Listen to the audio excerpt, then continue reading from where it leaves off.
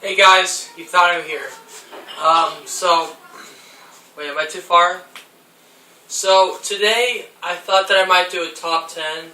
I did the top 10 reasons why David from Lilo and Stitch is not Jim Hawkins' father from Treasure Planet.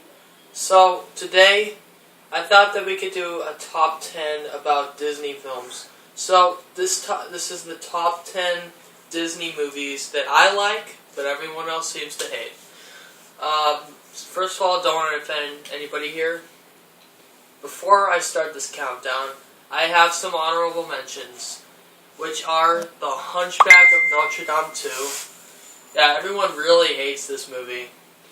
I don't blame them, because the animation was garbage, and the story was just absolutely cheesy, but you know what, I don't want to hurt anybody's feelings, so I'm not going to talk about that one. And I want to just say that I understand Disney with their sequels, because usually sequels are not as good as the first one. And, yeah. So, I don't think that this one is really... We didn't really expect anything from this movie, even though I did, but it's not a movie to watch, and you know what? It's best if we just forget about it. So, another honorable mention is Beauty and the Beast, Belle's Magical World. So, yeah, this is one of the most ranted Disney sequels. In fact, Phantom Stranger considers it the worst Disney sequel. In my opinion, The Hunchback is. Hunchback of Notre Dame 2. So, yeah. I think I'm just going to do 2 honorable mentions, because otherwise this video will take really long. So, I think this is going to be another video where I have to break it into parts. So, I had to break the other one into parts. I had to do part 2. Top 10 reasons why David from Lilo and Stitch is not Jim Hawkins' father. So, yeah, let's just get on to the video, starting with number 10, which is Planes. Okay, first of all, this movie was a spin-off from the successful Pixar franchise Cars, as you all know. And Electric Dragon said, if you are one of those die-hard Cars fans, you definitely will enjoy this. This film was really one of the films, out of the many, that were really hated. People have said that this should not have happened. This is just, this should have been a direct-to-DVD sequel. Which it used to be like that. It was. And just like North of the North, it was supposed to be a DVD, but they decided at the last minute to put it in the theaters. And I'm glad they did. This is a very enjoyable movie with unforgettable characters, and I personally think that the animation wasn't bad. I don't understand why people hate this movie. I mean, this whole plot with this plane wanting to be a racer. Okay, well, maybe they stayed a little close to the original storyline in Cars. Lightning McQueen was a racer, but the plot lines are different. He had to learn a lesson, and Dusty is just overcoming his fear of heights. And the two differences are Lightning McQueen didn't win. He gave that win up to help the king when Chick Hicks forced him off the track. But Dusty won because of friendship, and I like that. So, Planes is definitely one for the list. One of the best films of 2013. And I think it was just as good as Cars. So, yeah. Number 9, which is Cars 2. So, the reason this is number 9 is because many people don't really like it, and this is definitely one, well, most people hate it, some people like it. I'm just one of those people who really like it. And I don't see anything wrong with it, maybe because they didn't expect Cars to be a sequel. I mean, it's a film about cars. Not that interesting, right? Well, I actually find it to be really interesting. And Pixar has their way of making the strangest movies. Take Brave, for example. I thought they would make something good out of it, which they did. So, no offense to Pixar or anything if I say anything hurtful. Cars 2, I really liked. It was better than the first, which is really hard to explain because the first one was awesome. It had great humor, and it was funny when Lightning McQueen took certain turns and edges around his journey, like when he crash landed into the cactus field, or when he was being chased by Fred the plower.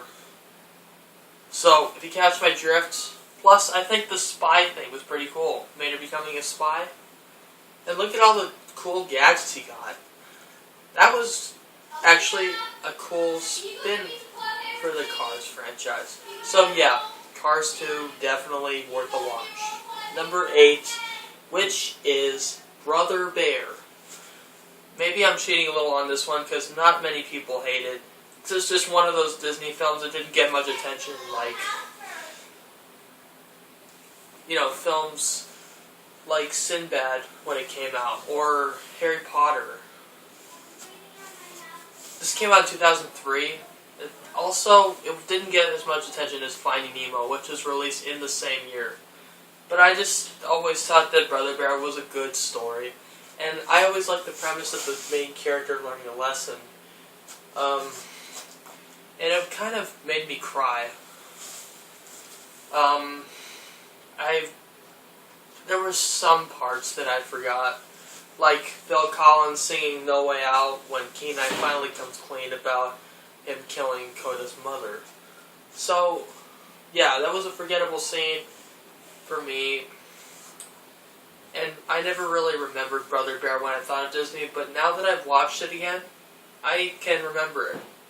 Brother Bear shouldn't have been one of those left-out Disney films that many people can just come across, watch, and then forget about it. Brother Bear was way better than the sequel. Compared to that, Brother Bear is a masterpiece. Definitely worth a watch. Number 7 is, without a doubt,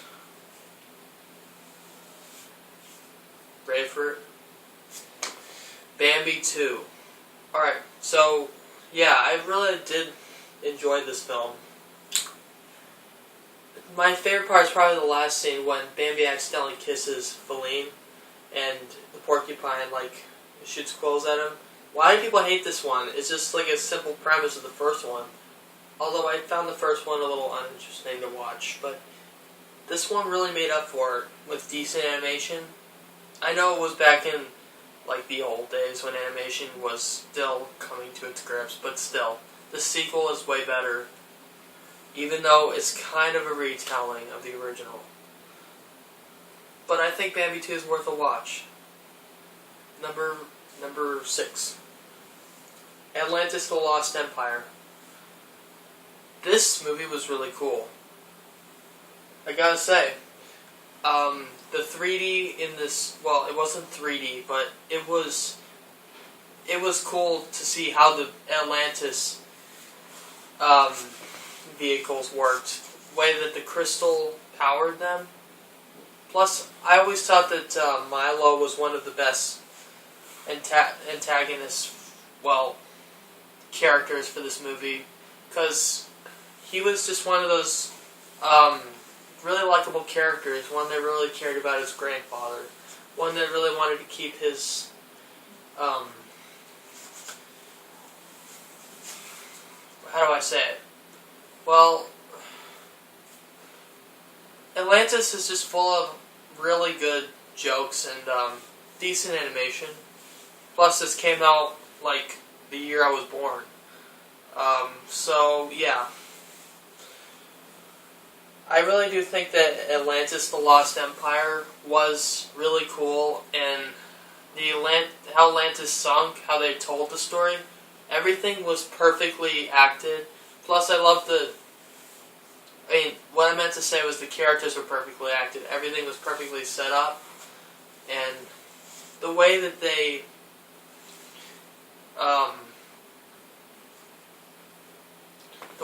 just came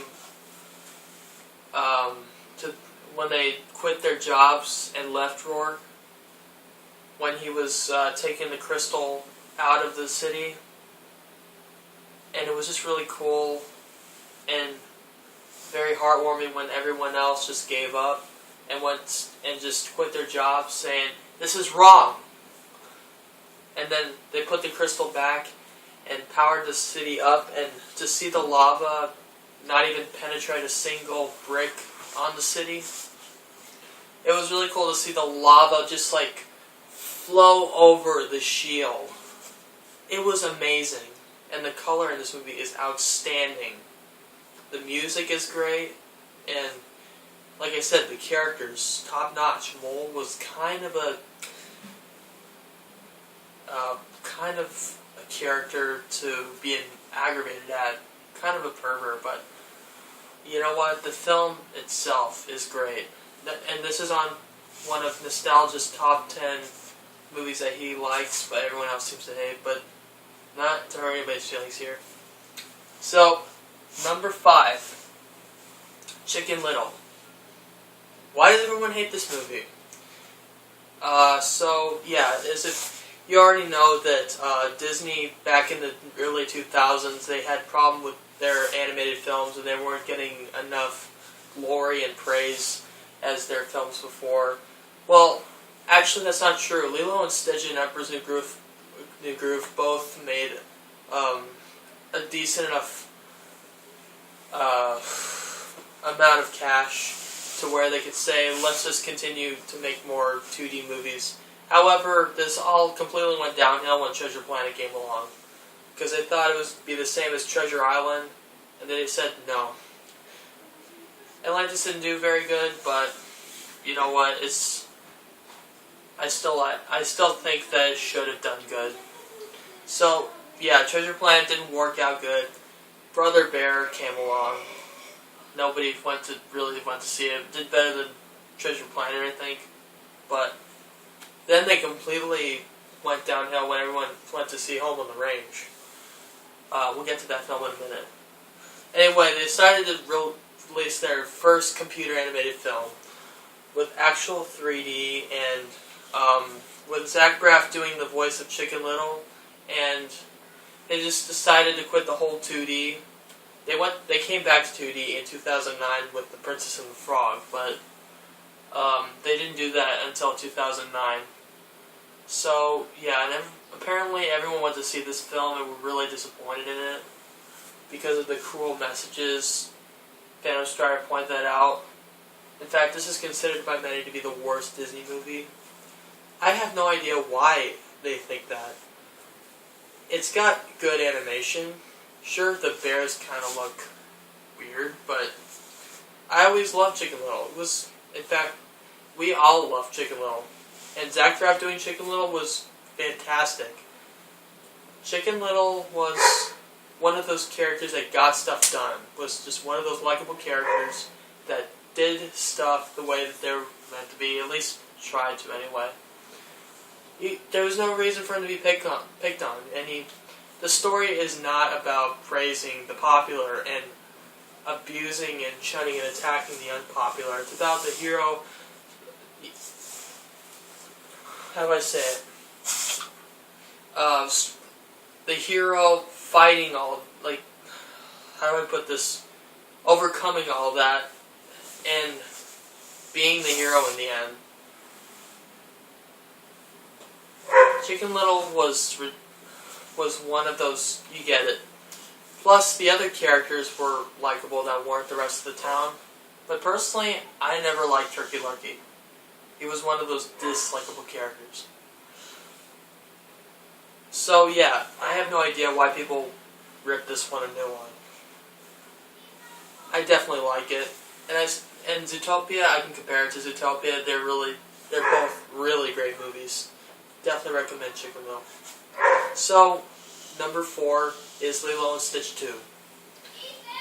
Lilo and Stitch 2 was a fantastic sequel. Hold on.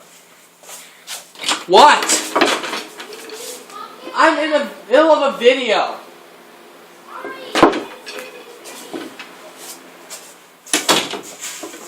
Anyway, what can I say about the first Lilo and Stitch? It was okay. I mean, people love this one, and I really thought it was okay. But I'm not trying to hurt anybody's feelings. But I thought the sequel was amazing. I mean, just flat out amazing. And let me just cut to the end because I don't have any memory left on. Well, not much anyway. So the story, I loved the story, and how the ending was my favorite part. Not because it ended, because it was heartwarming when Lilo just sat there with Stitch as everyone was, it just sat in their hearts. Like, there's, like, all hope is lost. Stitch is lost. And their Ohana is lost. Like, they've just completely lost the meaning of family. And just, I always loved that part. And I think it was love that brought Stitch's life back. That is a great premise for an ending. It ended, how would I say it? Ended perfectly. Perfect ending, perfect beginning, perfect everything in this movie. Definitely recommend it. Number 3. And no, this is not Planes 2. Alright. Treasure Planet. So, Treasure Planet was one of those films that was really rare to find in a store. Like, if you looked in the Disney section, you could not find it. In fact, you have to order it online to own it, literally. Or you go to the flea market to look for it. So, Treasure Planet, like I said previously in this video, is based on the story by Robert Louis Stevenson, Treasure Island. And Jim Hawkins, well, you basically know the story if you've seen it already.